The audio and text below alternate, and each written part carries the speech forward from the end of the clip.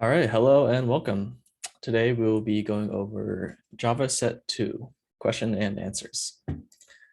So question 1, since Java is an object-oriented programming language, it is possible to express various object-oriented concepts in Java like abstraction, inheritance, etc. From the code given below, identify the type of object-oriented programming concept that is demonstrated by selecting the correct option. Pay attention to the variables and objects created. So really quick, before we begin looking at this, let's go over the four object-oriented programming concepts that are really important and is asked a lot in the industry. So that will be, the first one will be abstraction. And abstraction is the process of hiding certain details and only showing essential information to the user. So an example of this would be creating an abstract class and extending subclasses off of it. And what that is doing is it is hiding the details of whatever was in the abstract class and only showing what we need, which is in whatever is the subclass, the class that extends off of that. So that's a really important concept. Yeah. We can also have abstract classes and methods. So the next one we have is encapsulation. And encapsulation is the process of bundling data, which is also known as variables, and methods within a class. And it involves the process of essentially hiding this data within the class and only allowing outside classes to access those using various methods. So for example, if in a class I have a private int age, the keyword private there is ensuring that the variable age is only allowed to be accessed within the class. And the only way to allow access from outside classes will be, for example, to create a getter method. So that will look like public get age, and then that will return age. So that's a really simple use of encapsulation to pretty much hide age and allow access through this method and not actually through the direct variable itself. The third one we have inheritance. And inheritance is pretty much when one class acquires the properties, which is like also pretty much the methods and fields of another class. So a quick example would be, let's say we had like an animal class. Let's say we had an animal class, right? A class animal. And then we had a dog class that extended off of that. Class dog. The dog class would inherit all the variables and methods of the animal class. So this will extend this. So the dog class, it has its own variables and methods, but because it extends animal, it'll inherit whatever methods and variables and pretty much everything that is in the animal class, it'll inherit. And lastly, we have polymorphism, which is when classes, so polymorphism is when classes relate to each other by inheritance. And have shared methods that perform different tasks. So for example, looking back to our animal example, we have the class animal, and we can have multiple subclasses extend that. So we could have a dog, and then we could have maybe I say like a bird. And within each of those classes, they each have their own, let's say like get legs, right? In the dog class, we would pretty much override this, and this will return 4. In the bird get legs, birds have 2 legs, so return 2. So this is a really classic example of polymorphism because we are both the dog and the bird class are related to each other because they both extend animal, but they're defining different outcomes of the similar method get legs, because dogs are different than birds. Dogs have 4, birds have 2. So polymorphism allows us to define more specifics of these subclasses.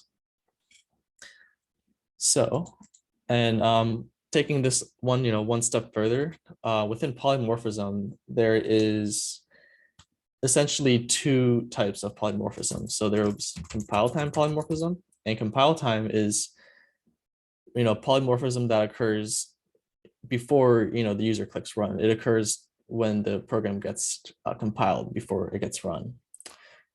So this is compile time polymorphism, also known as method overloading, is when 2 or more methods have the same name but different parameters. So you could have let's say int int sum a int b, and then you could also have double sum double a double b. So this is overloading the sum method because the sum is the same method, but we're overloading what that returns because of the different parameter and different return types. And then the second type is the runtime polymorphism, which is what occurs after compiling and during the runtime. And this is also known as method overwriting. And this kind of, and a really classic example of this is when a subclass has the same method as the parent class. So for example, looking back to the dog example, right? The animal, if the animal class had a getLegs method itself, the dog would overwrite getLegs to return 4. The bird would overwrite getLegs to return 2. And this all occurs during the runtime. So yeah, that was a lot of info there, but that's a really quick and a precise recap of all these concepts that are really important. So with all that in mind, let's look at the question here. So we have public class, my class. We declare private integer num equals 34. So right off the bat, we remember encapsulation is the process of hiding variables using the private keyword. So already we can kind of pretty much tell that this is using encapsulation. Let's just go down the rest of those. So we have a main, we declare class and print out the num. So yeah, because of this, this is encapsulation, again, is hiding variables. This would be encapsulation.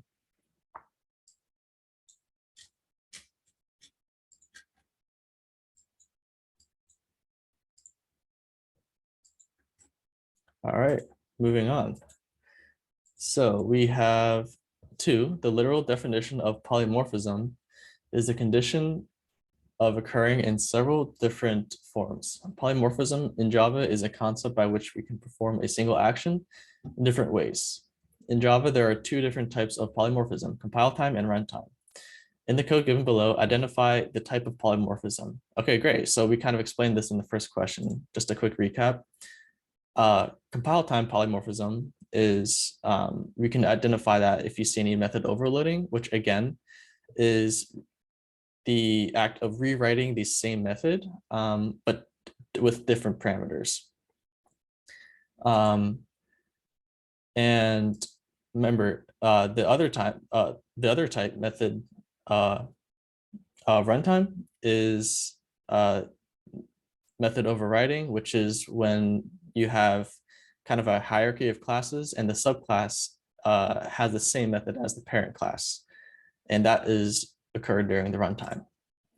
So using that knowledge that we have now, let's go through this example. So we have public static int average, which calculates the average of 2 integers. And then we also have average that calculates the average of 2 doubles. Looks like they're the same, but one deals with integers and one with doubles. So we have num1, num2. We also have 2 doubles, num3, num4. and we call av int. So we calculate the average of those two integers as well as the two doubles. So if you remember, again, so this will be compile time polymorphism because we are overloading the average method, and that all occurs during the compile time. So the answer in this would be A.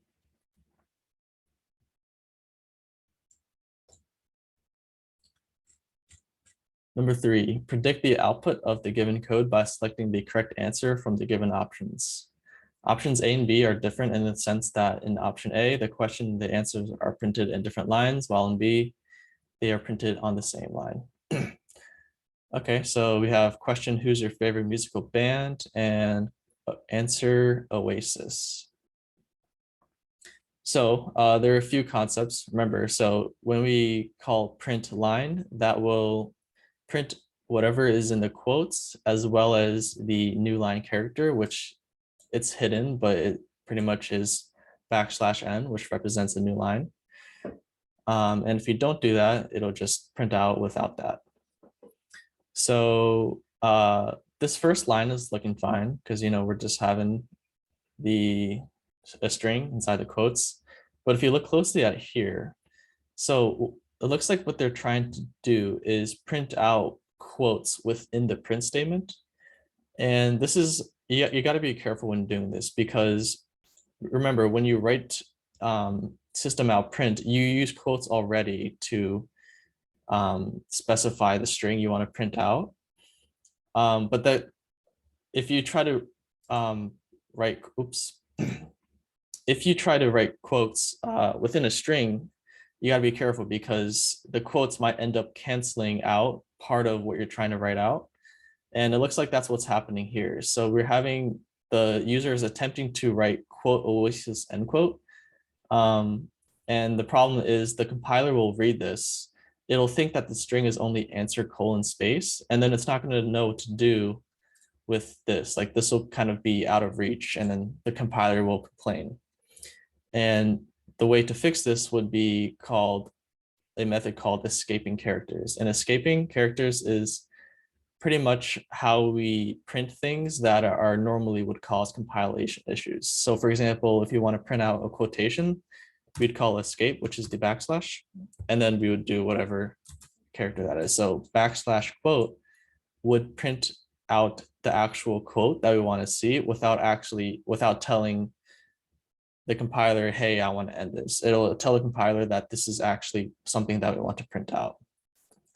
So the answer here would be C, error, because the user does not escape the quotations, and it'll read the first half of this and then kind of be confused because there will be some things afterwards.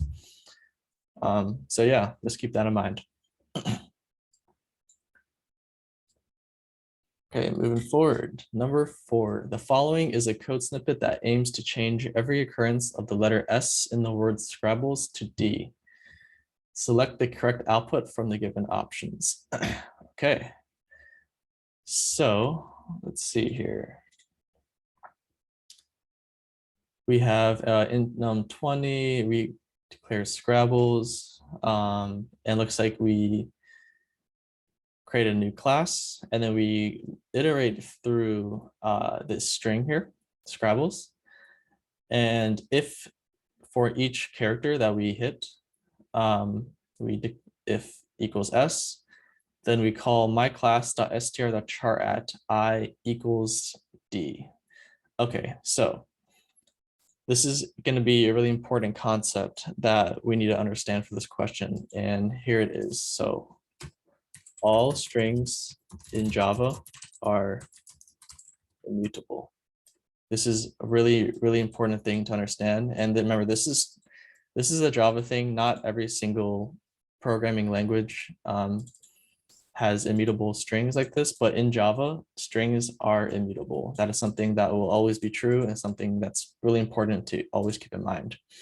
And what do I mean by this? So in saying strings are immutable is saying that in Java, strings cannot be changed once they are declared. So, and pretty much you can think of it as strings as like a constant, like a final constant. And if you want to, for example, change a string in Java, what ends up happening in the background is we actually change the reference completely of that string into something else. And if we don't do that, otherwise strings are always immutable and you are not allowed to change, modify the internal state of a string. So if you look at this line right here, it looks like the user is trying to modify the internal state of the string by finding where is the char at of equals s and trying to modify that into d.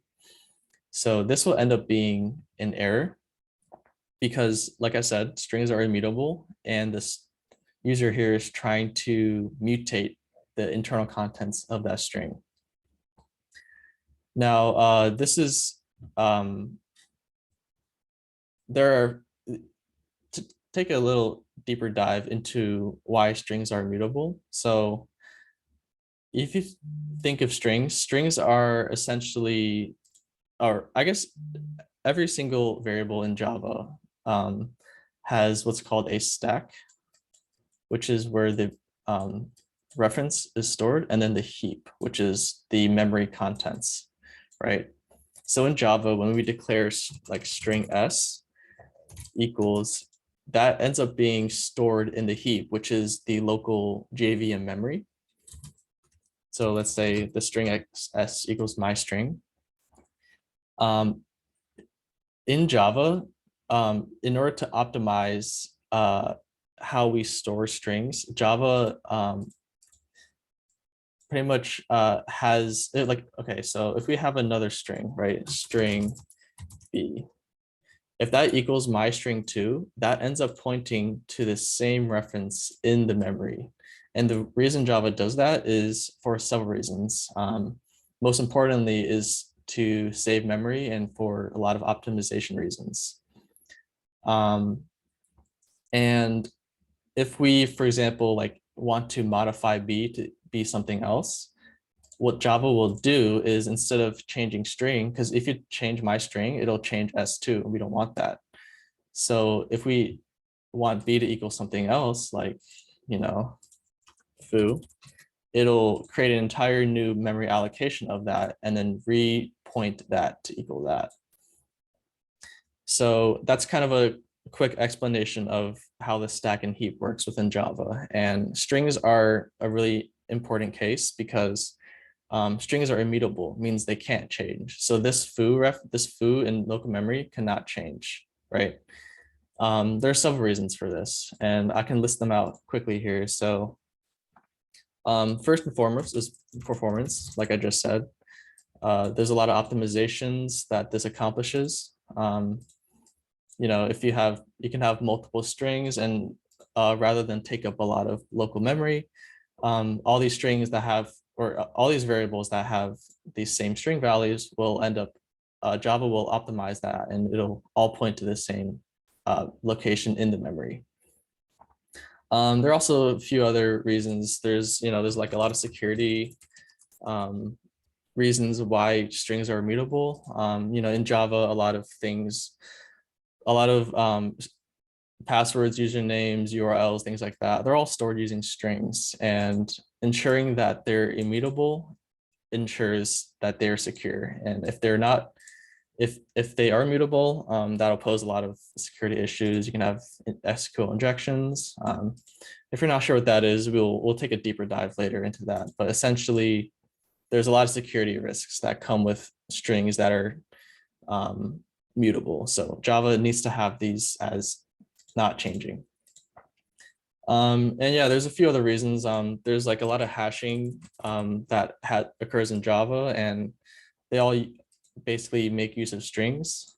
And then the entire way that hashing works relies on the fact that strings are immutable.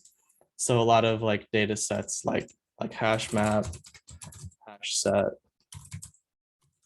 etc.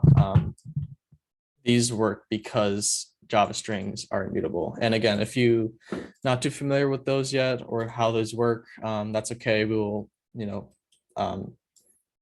take a dive into those at some point. But yeah, so there's a lot of reasons why strings in Java are immutable. And just to take away from this question here is to understand that you cannot perform operations like this where you're trying to modify little parts of the chars in the string. The compiler will complain. All right, number 5. The given Java code is for swapping 2 strings without using any third temporary variable. Fill the code for storing the first string in the second string so that the program executes correctly by selecting the right answer from the given options. All right, so we have string 1 equals owl, string 2 equals city. So we print these two out. String 1 equals string 1 plus string 2, so we append. And there's a missing code here. All right, so it looks like string 1 equals the substring. Okay, yeah, so it looks like what the question is essentially asking is we have string 1 equals owl, string 2 equals city. And after all this, it would want string 1 equals city and string 2 equals owl. And it wants to know what code here would end up accomplishing that. So let's just write out all the variables and what they are. So up until this area here. So we have string 1 equals owl, string 2 equals city. But right here, looks like we concatenate string 1 and 2 into string 1. So now string 1 equals owl city. And string 2 still the same. So that's still equal to city. And now we want to figure out a way to, string 2. We want to figure out a way to transform this string 2 equals city into string 2 equals owl. So we basically want to extract this initial part of string 1.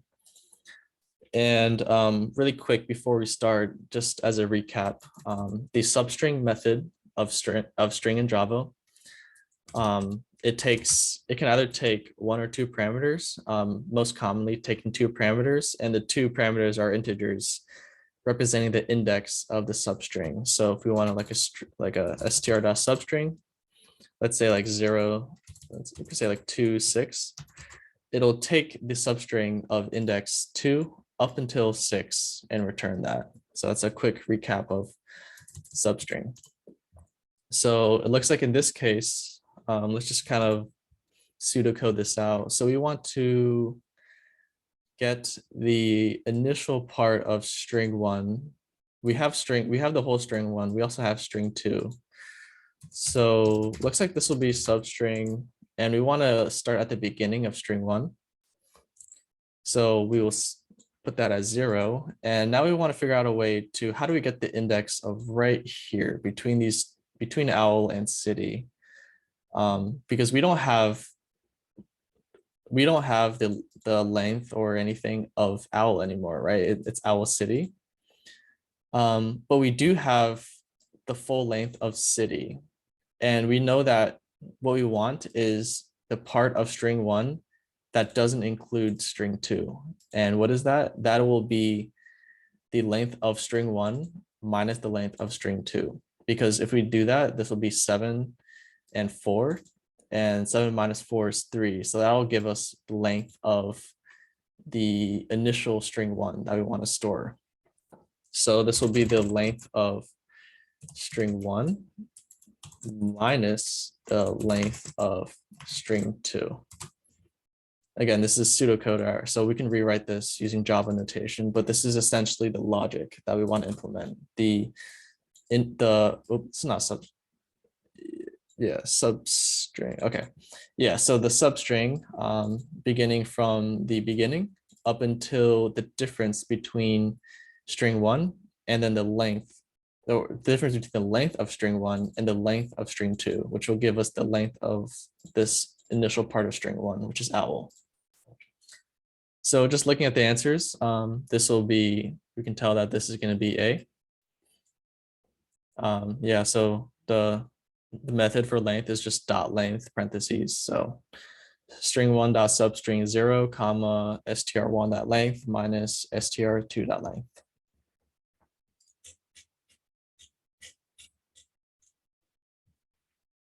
Okay, moving on. 6. Given below are 2 code snippets.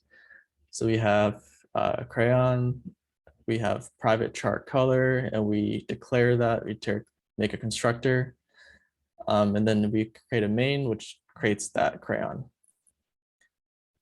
All right, looks like the second one is doing essentially the same thing. It's creating a private chart color. There is no constructor this time. It just skips right to the main and it creates a new crayon.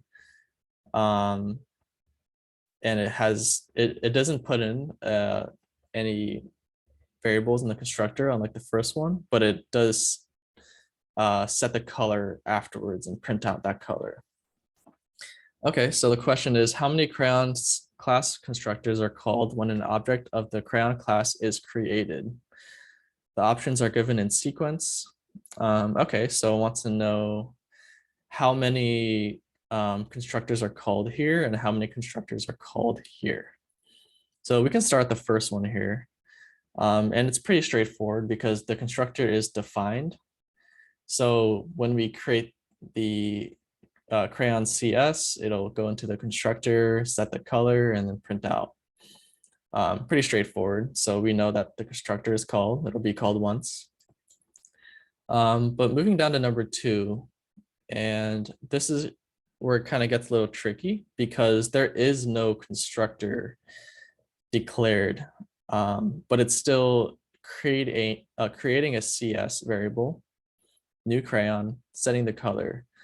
So initially we might think that because there's no constructor created, there is no constructor to call, and therefore there is no constructor called when this code runs.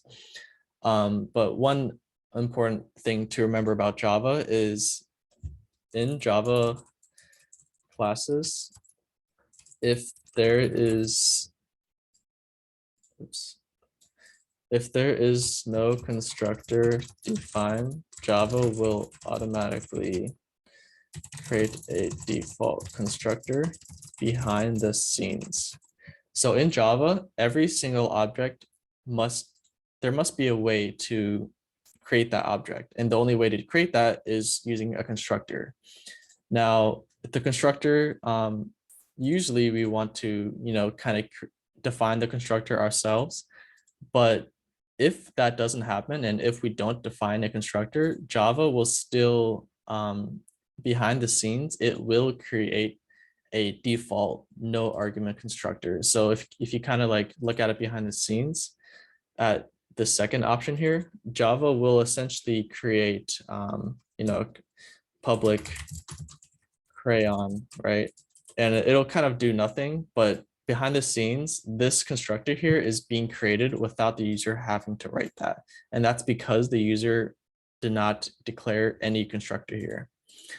So in the second case, there is still a constructor being called. So this is one call to the constructor. So the answer here is A.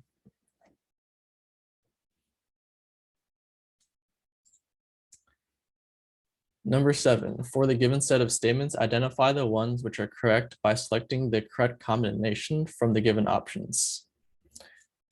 All right, so let's go over these. So 1, Java classes as well as interfaces can be used to demonstrate multiple inheritance. All right, so let's think about that. What is multiple inheritance? Multiple inheritance, let's write this down, is essentially the process of like a class's extending multiple classes above it. So a subclass having multiple, let's say extending multiple classes. Now this is a concept in many programming languages. However, this is not something that can be happened in Java. Java does not allow multiple inheritance. If you want to look at it as an illustration, you can, public class dog, right? Multiple inheritance would be saying this can extend animal, extends, organism, right? Or actually, we guess because it extends animal, organism. In Java, this is not allowed. We cannot have a class extend to multiple classes. So one is incorrect. Let's look at 2. Parameters are passed using call by value in Java constructors. So this is just something that you kind of have to know about Java and how Java works. And again, this is Java specific. Not every single programming language is like that. Other languages like C or C++ are different. But in Java, every single parameter is passed by call by value. Now, what does this mean? So let's specify what call by value is. So call by value is essentially meaning that when something is passed in a parameter, the reference to that variable, if that variable changes, it does not change the original reference. So for example, if I have like int sum, int A, int B, you can have like whatever inside here, but because Java is called by value, modifying A would not actually modify A in whatever previous method or class that called int sum. Now, a call by reference is essentially, the opposite, where modifying the parameters does actually modify the original reference. So that's something to keep in mind here. But in Java, that everything is called by value. So 2 is looking correct to me. Let's look at 3. Java does not support operator overloading, but supports method overloading. So again, like we mentioned before, Java does support method overloading. Like we saw a few examples in the previous questions where we like overloaded several methods within the subclass. However, yeah, and again, Java does not support operator overloading. This is true, but supports method overloading. So this is correct here. So it looks like we have 2 and 3 are correct. So we, already we can kind of deduce what the answer is, but let's just look at the last ones anyway. So Java supports both call by value and call by reference. If you remembered earlier, like I just said, Java only supports call by value, not by reference. So 4 would be incorrect. And the last one, we can override all non-static methods by default in Java. So if you remember what we talked about for overriding is essentially rewriting, the logic and output to a method in a subclass. And if you, one more thing to keep in mind is they mentioned non-static, and this is because typically we don't want to do this for static methods. If you remember in the first problem set, when we talked about what static methods and variables are, static is essentially saying that there is only one instance of something, right? So let's say we had, class animal, and this is like int legs, and then we had class dog extends int legs, and this, or I guess get legs, right? Return 4. Let's make this a little bigger.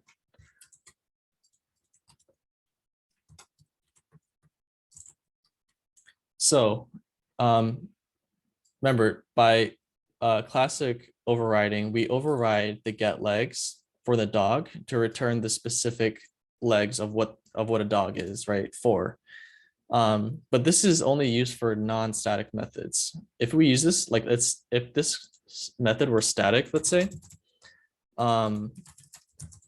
then essentially we are, remember, static is meaning that there's only one instance of that method. And this doesn't really make sense when we're overriding, because this is saying that there's only one instance of get legs, which is, and if we redefine get legs within the dog, this will essentially overwrite whatever is logic or anything in the get legs of animal, essentially kind of nullifying whatever this is.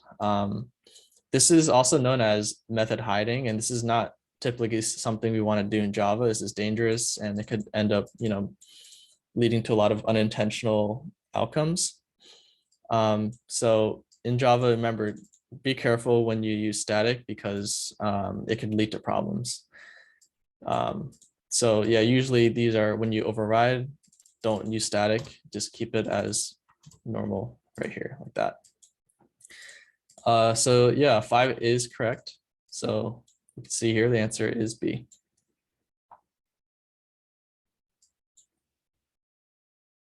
All right, number 8. What will be the output of the given program? Okay, so it looks like we just have a simple class with a main. Int x equals integer.min plus integer.max, and printing out x. Okay, so this is a fairly small and simple question, but it does require kind of a deeper level of thinking on bits and pieces of machine architecture. So if you remember back in our first problem set, we talked about the sizes of certain variables stored in Java. And if you remember, the size of an int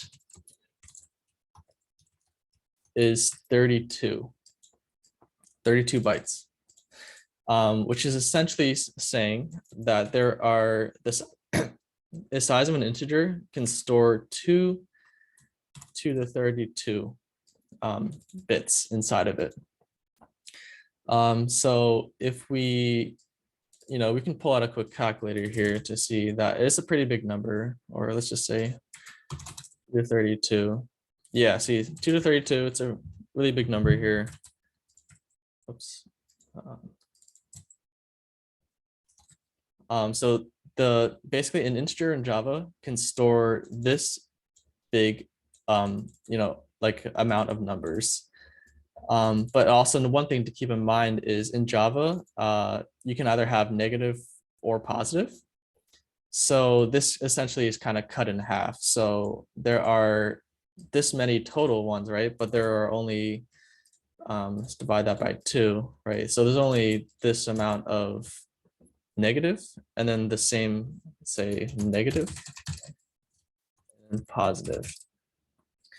So there are, 4 something million total, but only 2 negative, and 2 of them, and then 2 million something goes to positive.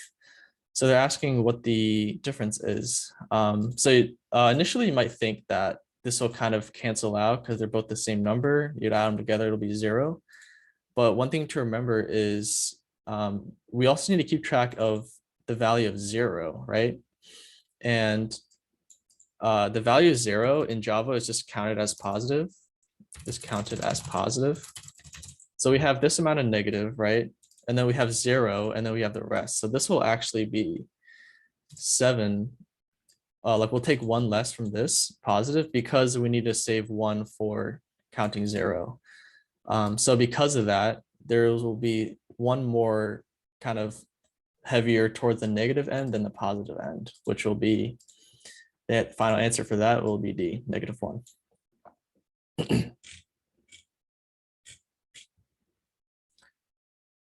All right, so number 9, what will be the output of the program? So we have main int x equals 2077, string str equals Java, print out x plus str. All right, so the quick lesson we need to understand for this one is in Java, the print line, if you remember earlier, we talked about the plus operator, which is used to concatenate different strings together. One special property of print line is we can also, the process of concatenating is not reserved for just strings upon other strings. We can also concatenate strings and doubles because the print line essentially takes whatever is inside here and converts it into a string in order to print out to the console. So in this case, we have x equals 2077 and str equals Java, and the print line function will it'll get x, right? So if you print x normally, the print line will convert this into the string version, which is just this. So it'll just simply concatenate this string. It'll convert this into a string, and then str is already a string Java. So it's that. And if we just concatenate those together, we have 2077 Java. We'll just simply mash those two together into that. So looks like the answer is B.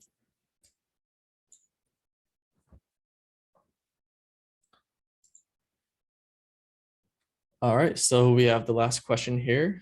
Number 10, the given program is a simple for loop for printing random numbers based on certain given parameters. How many times will the range of the math.random method be 0 to 100 in the program?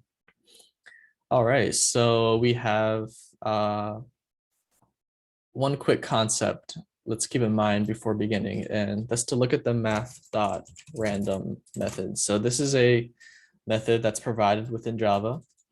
And what this returns is math.random returns a random double between let's say 0 and 1. Yeah, it'll return a random double between 0 and 1. And we can use this to just get a random number between essentially anything. So in this case, if you want a random number between 0 and 100, we just want to multiply that by 100. One really important concept to keep in mind is the math.random. It returns from 0 to 1 inclusively on the left side, but exclusively on the right side. So it'll return anything from 0 and then anything to 1, not including 1 itself. And this will be really important in understanding this question here. So let's just go through the question. So we have a for loop incrementing by 3 up till 25. And say if I modulus 2 is 0, so that's essentially saying if I is even, then we want to set this to math.random. And then this line right here is saying you want the random number between 0 and 100 inclusively on the left end, but exclusively on the right end. Else we want to, it'll just be from 0 to 50. So upon initial glance, you might just see, this is a pretty simple where we count up how many numbers within the multiples of 3 are even. So that'll be starting at 0, and then we go to 3, which is odd, but then we go to 6, that's even. So it'll essentially kind of go back and forth and kind of hit this if statement 5 times. However, remember, like I said in the beginning, the program is asking how many times in the range between 0, 1, and 100. So that is including the number 100. Now, this line right here does not include 100 because, like I said, the math.random function finds a random number between 0 and up to 1, but not including 1. So the answer here is actually going to be none of the above because it is not including 100 in that calculation. Now, if we wanted to fix this, then we would change this to 101, which will give us options up until 100. All right, so yeah, the answer to that is D. It's a little tricky. It kind of throws you off a bit, but it's a really important thing to understand about these various Java methods. And math.random is used a lot, so this will be important to know. All right, so yeah, that is the last of the problem set. Thank you very much. Keep in mind, you can check us out. This is our website. You can check out the coding club. We will upload the courses, link YouTube and other various links to sign up. Also, the recordings of all these will be posted on our YouTube, both the recordings of the lessons as well as any like public tutoring sessions will all be posted on our YouTube. So yeah, with that being said, thank you very much.